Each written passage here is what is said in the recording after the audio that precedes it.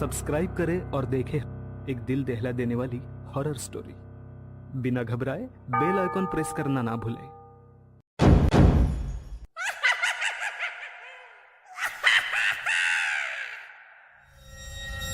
इस कहानी के लेखक है संजय कामले। रात के अंधेरे में शहर की चकाचौंध भरी आवाजाही से वो बाइक निकल रहा था। कल दिवाली होने की वजह से लोग की भीड़ खरीदारी करने निकली थी। लोगों ने अपने घरों के बाहर छोटे छोटे दीपक जलाए थे, पर चारों ओर फैले उस खुशी के माहौल से वह दिल में दर्द लेकर सब कुछ पीछे छोड़ते हुए जा रहा था। उसकी तेज रफ्तार मोटरसाइकिल अब गहरे अंधेरे से गुजरने वाली उस सुनसान सड़क पर चलने लगी।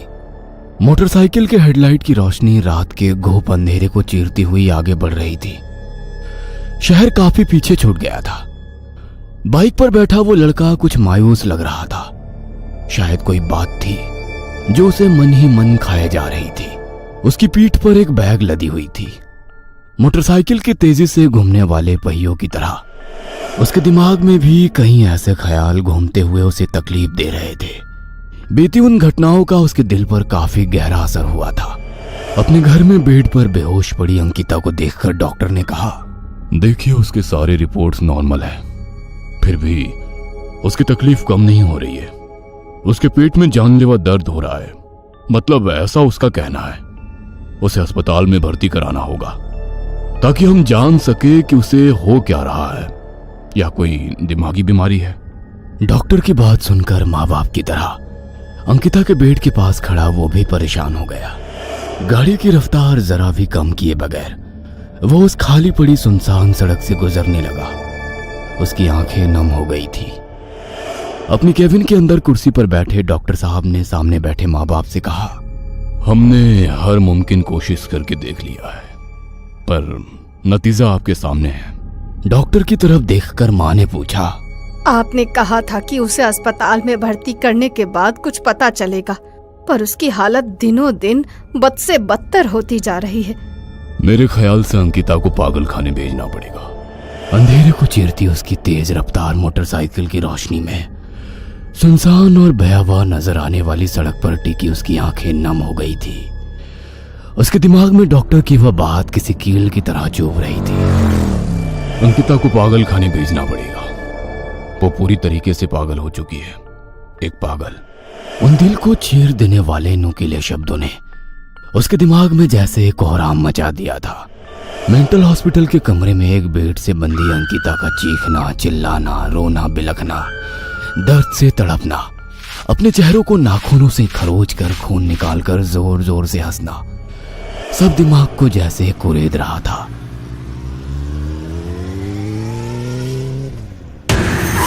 काली सड़क पर वो अपनी बाइक के साथ घसीटते हुए कुछ दूरी पर जा रुका और सब कुछ शांत हो गया। कुछ पल वो वैसे ही जमीन पर पड़ा रहा। जमीन पर पड़े उसे अपने बचपन की वो घटना याद आ गई। माँ देखो भैया साइकिल से गिर गए। घर के आंगन में साइकिल से गिरे भाई को उठाने के लिए अंकिता दौड़ती हुई उसके पास गई।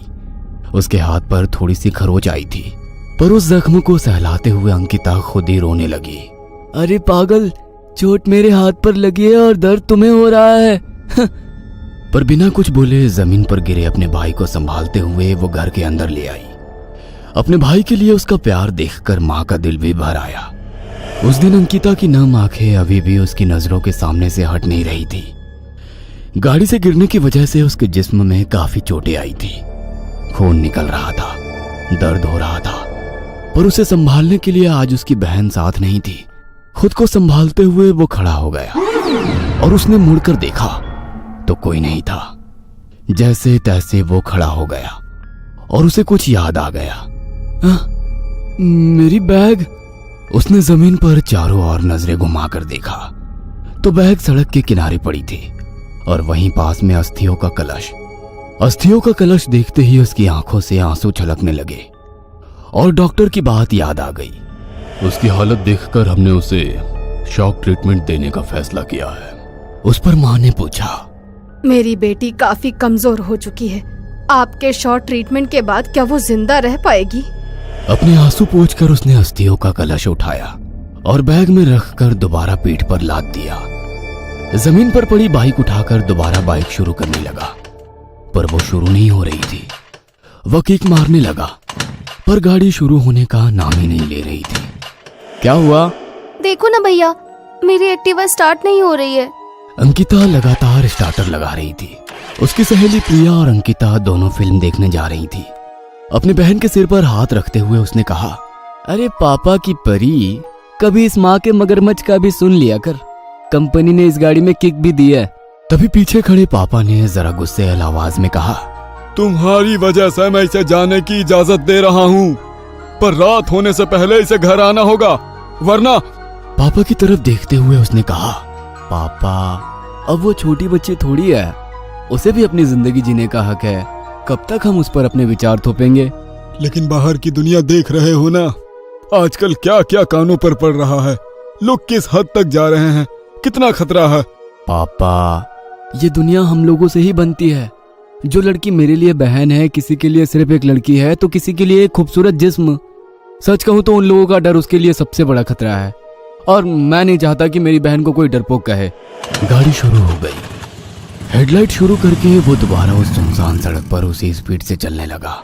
काफी खुशहाल और अच्छी फैमिली थी उसकी, माँ बाप और एक छोटी बहन जो मेडिकल कॉलेज के लास्ट ईयर में पढ़ रही थी, तो वो भी पढ़ाई पूरी करके मैकेनिक का काम सीख रहा था।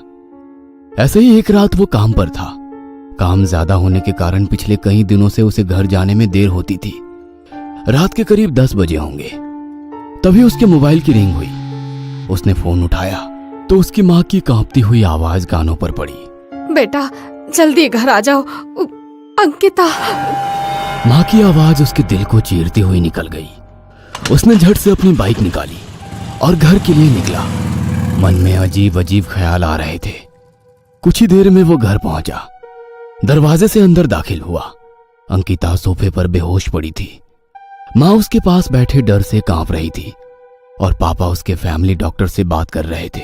देखिए, मैंने इसे इंजेक्शन दिया है, अगर कुछ प्रॉब्लम हो जाए तो मुझे फोन कर देना। इतना कहकर वे चले गए। उसने अपनी बहन के सिरहाने बैठी डरी सहमी अपनी माँ से पूछा, माँ क्या बात है? माँ कुछ बोलने की हालत में नहीं थी। पास खड़े पापा ने कहा, कोई घबराने वाली बात नहीं, उसे अचानक चक्कर सा आ गया था। माँ ने पापा की ओर हैरानी से देखा। शायद बात कुछ और थी। उसकी नजर कमरे के बाहर फर्श पर दुबक कर बैठी उनकी पालतू बिल्ली पर गई। वह काली बिल्ली बेहोश पड़ी अंकिता को लगातार घूरे जा रही थी। रात के करीब 2 बजने को थे। अपनी बहन की हालत उससे देखी नहीं जा रही थी। उसके दिल में बुरे ख्यालों ने घर कर लिया था।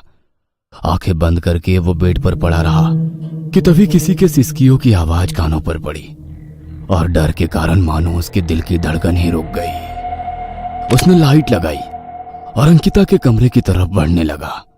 उसने दरवाजा खोला, पर दरवाजा तो खुला ही था। दरवाजे से अंदर झांक कर देखा तो अंदर गहरा अंधेरा फैला हुआ था, लेकिन अब वो आवाज आनी बंद हो गई थी। उसने लाइट का बटन ऑन किया और पूरे कमरे में नजरें घुमाकर देखा।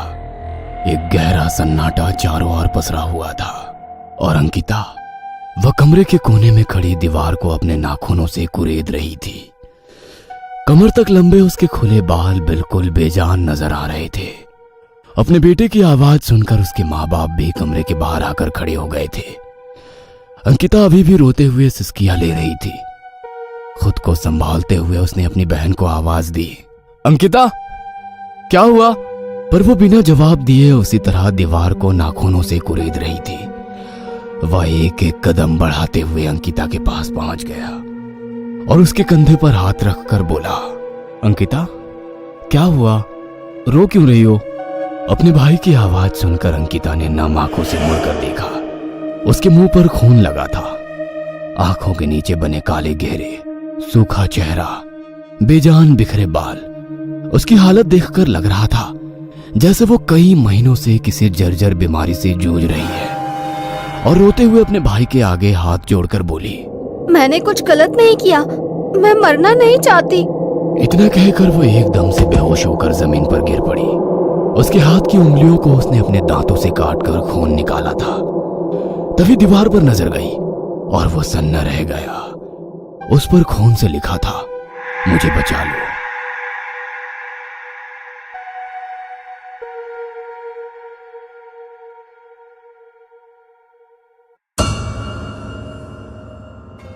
ये कहानी आपको अच्छी लगी हो तो हमें सब्सक्राइब करें, हमारा इंस्टाग्राम और फेसबुक पेज जरूर फॉलो करें। और हाँ दोस्तों, सब्सक्राइब करना भूलना मत।